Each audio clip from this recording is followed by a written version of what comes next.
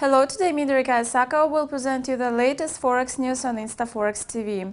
Economic development of Greece is going to lose the pace earlier than expected this year as the unemployment rate is rising and tough economic measures put pressure on consumer demand. It was reported by the Euro Commission last week. In accordance to spring outlook of the Commission in 2011, the economic uprise of Greece is to tumble down by 3.5% this year.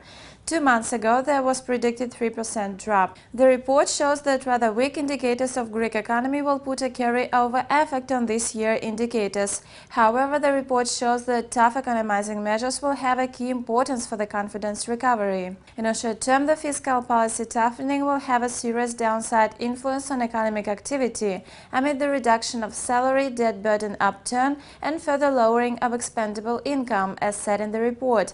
However, the efforts of fiscal regulation and decisive running of structural reforms must raise the confidence and improve the market sentiments. In May last year, Greece managed to avoid the default by means of help package in the amount of €110 billion presented by the European Union and the International Monetary Fund in exchange for budget easing measures and economic reforms. It was InstaForex News. Thank you for watching us and goodbye.